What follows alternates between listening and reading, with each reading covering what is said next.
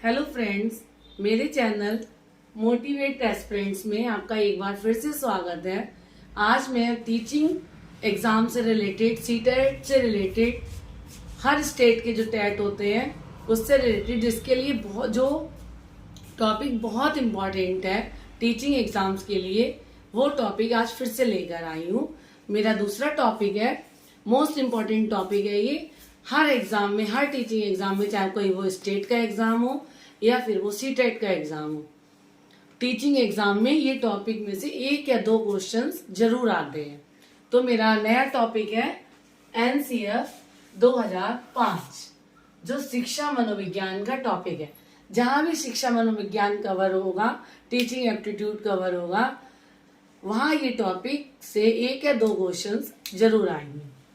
NCF 2005 का meaning है national curriculum framework, राष्ट्रीय पाठ्यचर्या रूपरेखा।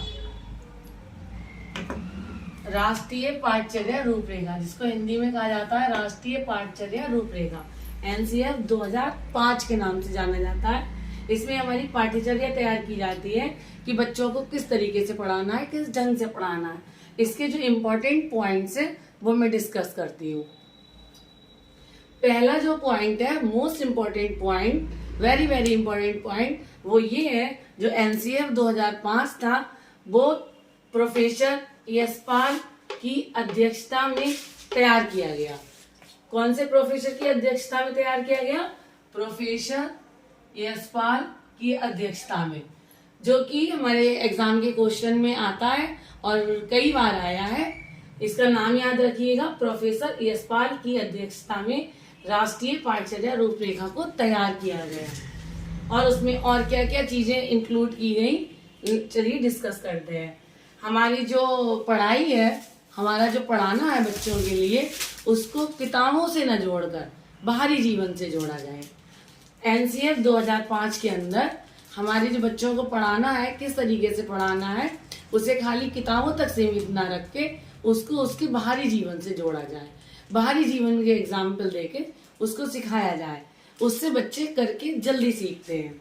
जो हमारा नेक्स्ट पॉइंट है वो ये है कि पढ़ाई को रटन प्रणाली से मुक्त किया जाए। पढ़ाई को पुराने समय में ज्यादातर बच्चे, हम लोगों के टाइम में, रटने पर जोर दिया जाता था। क्वेश्चन के आंसर को रटते थे और रट के सीखते थे। पहाड़ा याद करते थे, 2 एकम 2, 2 दूनी 4, 2 3 6, 2 चौका 8। लेकिन आजकल इसको रट के ना सीखा जाए, उसे करके सिखाया जाए। बच्चों को करके सिखाया जाए कि 2 और 2 मिला के 4 बनता है। तो किताबों से ना सिखाकर बाहरी जीवन से जोड़ा जाए और रटन प्रणाली से हमारी शिक्षा प्रणाली को मुक्त किया जाए, जिसको इंग्लिश में कहते हैं रोट लर्निंग।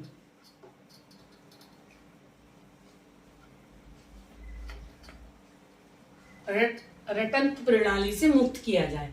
ये भी एग्जाम में आने वाला क्वेश्चन है कि हमें किससे मुक्त किया जाए? रटन प्रणाली से। और जो पाठ्यचर्या है, एनसीएफ है, जो हमारी पाठ्यचर्या है, वो पाठ्य पुस्तक केंद्रित ना हो, वो पाठ्य पुस्तक केंद्रित ना हो। उसको पाठ्य पुस्तक से अलावा भी बच्चों को और भी कुछ सिखाया जाए, बाहरी जीवन से भी जोड़कर कुछ सिखाया जाए। और शिक्षा जो है वो मेन तरीके से चाइल्ड सेंटर्ड होनी चाहिए।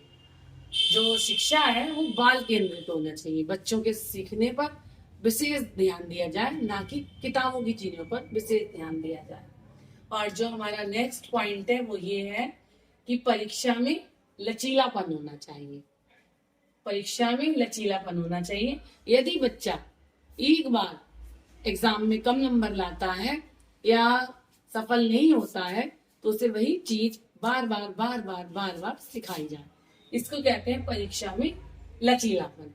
ऐसा नहीं कि उसको क्लास से निकाल दिया जाए या उसको स्कूल से निकाल दिया जाए, इसे कहते हैं परीक्षा में लचीलापन। और जो हमारा एनसीएफ 2005 है, नेशनल करिकुलम फ्रेमवर्क, उसमें टीचर को क्या माना गया है? टीचर को, एक शिक्षक को सुविधादाता का नाम दिया गया। टीचर को सुविधादाता का नाम दिया गया है। ये सारे आने वाले क्वेश्चन है जो कि बहुत इंपॉर्टेंट है। टीचर को सुविधादाता माना गया है कि टीचर बच्चों के सीखने में सुविधा प्रदान करता है। एक टीचर ही बच्चों को बहुत कुछ सिखा सकता है, उसके भाग्य का निर्माता है, उसके भाग्य का निर्माण कर सकता है। इसीलिए एक शिक्षक को एनसीएफ में सुविधादाता बोला गया है। जो नेक्स्ट पॉइंट है वो ये है कि जो शिक्षा होनी चाहिए वो विदाउट बर्डन होनी चाहिए। इसका मतलब है जो शिक्षा है वो बिना बोझ के। एनसीएफ में शिक्षा बिना बोझ, मतलब किसी भी तरीके का बर्डन बच्चों पर नहीं होना चाहिए। भारी भारी बस्ते, कोई भी मेंटली प्रेशर बच्चों पर नहीं होना चाहिए। शिक्षा बिना बोझ पर जोर दिया गया।